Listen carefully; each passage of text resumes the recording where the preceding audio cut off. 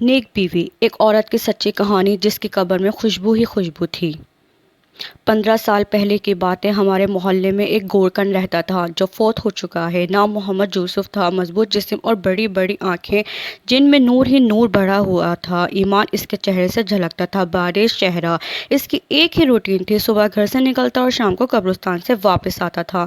ہمیشہ راستے کے ایک طرف ہو کر چلتا تھا اور کسی کی طرف بری نظر سے نہیں دیکھتا تھا۔ ایک دن محلے کے پڑھے لکھے لڑکے اکٹھا ہوئے اور یوسف سے کہنے لگے کہ آپ کی ساری عمر قبرستان میں گزر گئی ہے، ہمیں کوئی واقعہ سنائیں۔ یہ سن کر یوسف سنجیدہ ہوا اور لمبی سانس لی اور کہنے لگا، آج مجھے 27 سال ہو گئے ہیں، میں قبریں بنا رہا ہوں۔ میرے ساتھ ایک ہی واقعہ گزرا ہے۔ گرمیوں کی دوپہر تھی، کچھ لوگ میرے پاس آئے کہ بابا جی قبر بنانی ہے۔ میں نے پوچھا کہ آدمی ہے یا عورت، تو انہوں نے بتایا کہ عورت کرنٹ لگنے کی وجہ سے فوت ہو گئی ہے۔ وہ لوگ یہ کہہ کر چلے گئے، میں عموماً اکیلا ہی قبر بناتا ہوں۔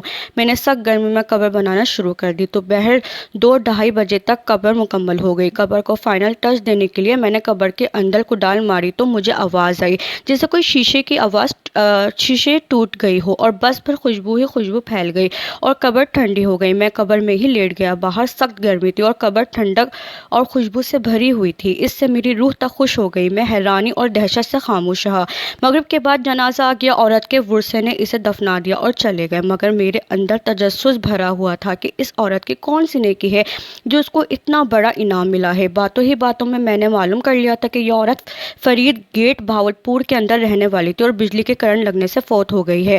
آباء و اجداد یہیں کے رہنے والے تھے۔ میں پوچھتا ہوا فرید گیٹ پہنچ گیا اور عورت کے بارے میں معلوم ہوا کہ اس عورت کا خاوند کچھ عرصے پہلے فوت ہو گیا تھا۔ وہ بیچارہ 6-7 سال بیمار رہا۔ اس عورت نے دن رات اس کی خدمت کی۔ خاوند کی شدید بیماری کے باوجود اس کے ساتھ بے وفائی نہیں کی اور دل و جان سے اس کی تیمارداری کرتی رہی۔ باوجود غربت کے اس کو محنت مزدوری کر کے کھانا کھلاتی رہی اور اپنے جذبات کو اپنے بیمار خاوند پر قربان کر دیا۔ جو لوگ اللہ تعالیٰ کی رضا کی خاطر بے لوث انسان کی خدمت کرتے ہیں، وہی اپنی راتیں بھی اللہ کی راہ میں جاگتے ہیں۔ انہی لوگوں کے بارے میں اللہ تعالیٰ نے فرمایا ہے کہ میں ایسے انعامات دوں گا کہ جس کو کسی آنکھ نے نہ دیکھا اور کسی نے تصور بھی نہیں کیا۔